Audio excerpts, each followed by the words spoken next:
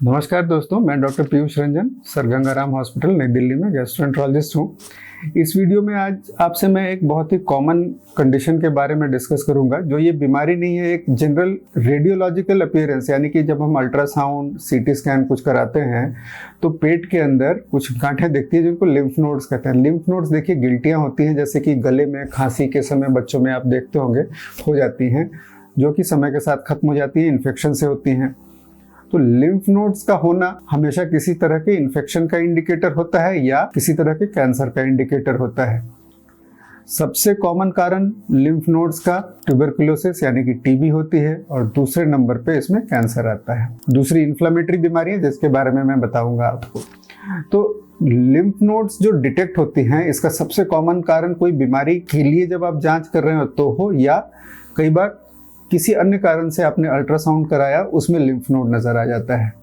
तो एक सिचुएशन ये होती है कि कई बार लोग बच्चों में पेट के दर्द के लिए अल्ट्रासाउंड कराते हैं और एब्डोमिनल लिम्फेडिनोपैथी, मेसेंट्रिक लिम्फेडिनोपैथी यानी कि पेट की झिल्ली के बीच में छोटे छोटे लिम्फ नोड्स होती हैं, और उसके लिए पेरेंट्स बहुत ज़्यादा परेशान होते हैं कि क्या है। देखिए 10 मिलीमीटर से छोटे लिम्फ नोड्स का कोई सिग्निफिकेंस नहीं होता है, और बच्चों में ये खास करके और ज़्यादा होती हैं, जो जीआई इन्फेक्शंस और ये बच्चे इसके लिए ज़्यादा प्रोन होते हैं, वो होता है।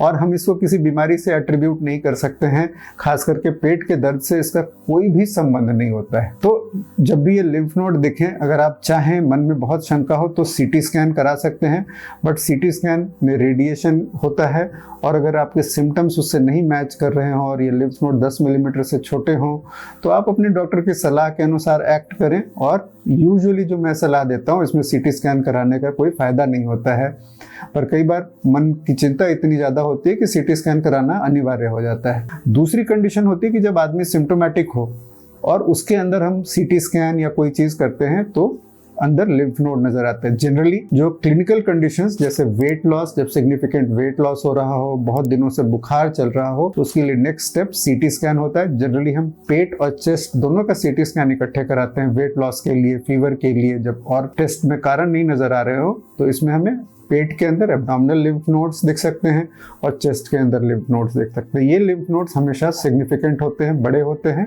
और जैसा कि मैंने आपको बताया कि इसमें सबसे कॉमन कारण ट्यूबरकुलोसिस होता है। कई बार लोग इसको देख करके सीधा टीबी की दवाइयां शुरू कर लेते हैं। देखिए जब भी इस तरह के लिम्फ नोड्स देखते हैं, 80 to 90% ट्यूबरकुलोसिस होती है, लेकिन 10 to 20% non tuberculous lymph nodes होते हैं। लिम्फ नोड में ट्यूबरकुलोसिस का डायग्नोसिस या किसी दूसरी बीमारी का डायग्नोसिस अब पहले की अपेक्षा काफी सरल है। एंडोस्कोपिक अल्ट्रासाउंड एक प्रोसीजर होता है जिसके विषय में मेरा एक डिटेल वीडियो है, जिसमें एंडोस्कोप के ऊपर, टिप के ऊपर एक अल्ट्रासाउंड का प्रोब लगा होता है। माउथ के थ्रू एंडोस्कोपी की प्रक्रिया की तरह हम इसे करते हैं, और मीडियासिनम यानी कि लंग्स के बीच की जगह से लिम्फ नोड से हम इसमें सैंपल ले सकते हैं।